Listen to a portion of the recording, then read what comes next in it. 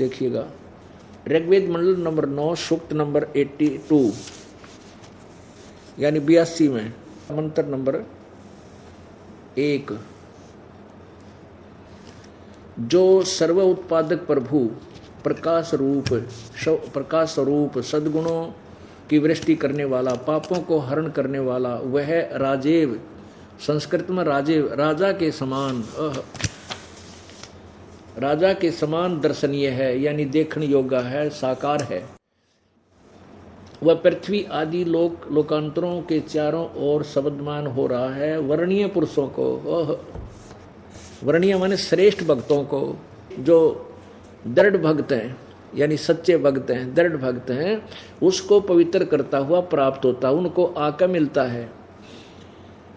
और जिस प्रकार विद्युत स्नेह वाले स्थानों को आधार बनाकर प्राप्त होता है, इसका भाव यह है कि वो बिजली की तरह तीव्रगामी है और अपने पुण्य आत्माओं को आकर मिलता है। अब 2 में देखो, हे परमात्मन, उपदेश करने की इच्छा से आप यहाँ सच्चा ज्ञान देने की इच्छा से आप महापुरुषों को प्राप्त होते हो। वेद कह रहा पुण्यात्माओं, दास नहीं। दास तो पहले वो मौखिक बताता था, अब देखो ये ज्ञान जो दास पहले बताता आ रहा है, जो पुण्यात्मा इस दास के साथ 10-15 वर्ष से जुड़े हैं, वो अच्छी तरह समझते हैं कि वेदों से पहले भी यही ज्ञान ज्यों का त्यों दिया जा रहा था, जब तक वेद दास ने देखे भी नहीं थे इनकी शक्ल कैसी होती है। क्योंकि हमारे परमात्मा कबीर जी ने ये तत्व ज्ञान पहले ही अपना सिंपल लैंग्वेज में नौका ने बता रखा था। अब कबीर परमात्मा है, वो काशी माने वाला धानक, वो जुलाहा को पूर्ण परमात्मा है। उसको परमात्मा परु करने के लिए इन पवित्र सदग्रंथों का सहयोग लिया जा रहा है और बार बार इतना ज्ञान दिया जा रहा है कि आपको ये दृढ़ विश्वास हो जाए कि कबीर इज गॉड। जिस दिन पूरे विश्व को ये विश्वास हो जाएगा कबीर भगवान है, फिर अधिक कहने की आवश्यकता नहीं पड़ेगी। एक दूसरे के जैसे हम पहले लोकवेद ये दंत कथा सुना करते, ब्रह्मा विष्णु महेश अजरो अमर है, सर्वशक्तिमान है, महेश्वर है, मृत्युंजय है, इनकी कोई माता पिता नहीं, तो प्रत्येक ने इस झूठ, इस असत्य को और लाखों बार सुनकर सत्य मान लिया था। तो नो ऑब्जेक्शन था, सभी ने कहते हाँ बिल्कुल सही है, ऐसा ही है, ऐसा ही है।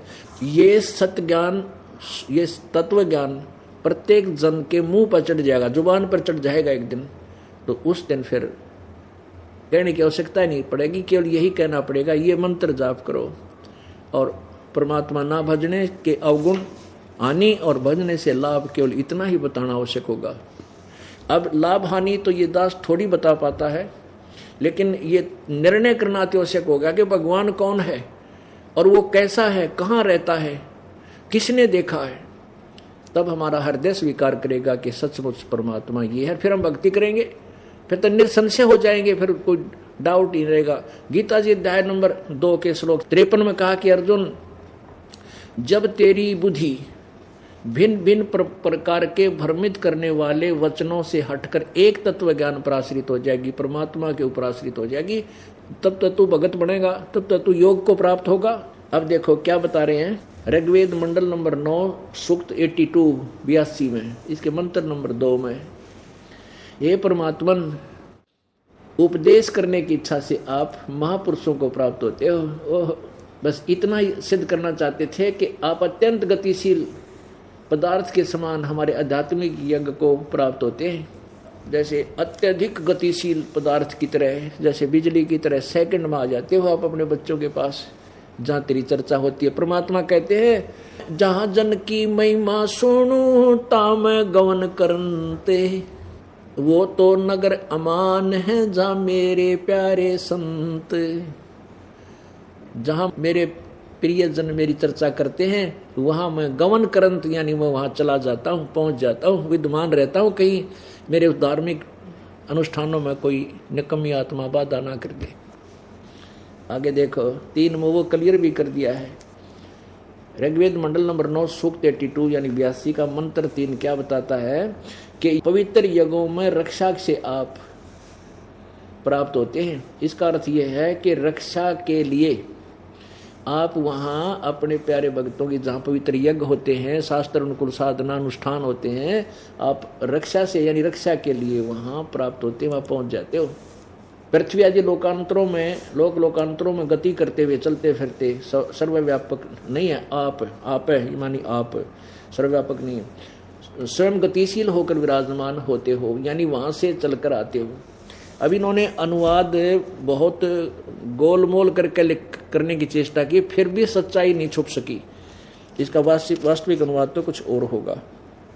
अब देखिएगा, ऋग्वेद मंडल नंबर 9 सूक्त नंबर 20 मंत्र नंबर 1। ये कबीर देव, ये स्पष्ट लिखा कबीर देव। इन्होंने क्या कर दिया है कि वह परमात्मा कवि, मेधावी अर्थ कर दिया कवि का।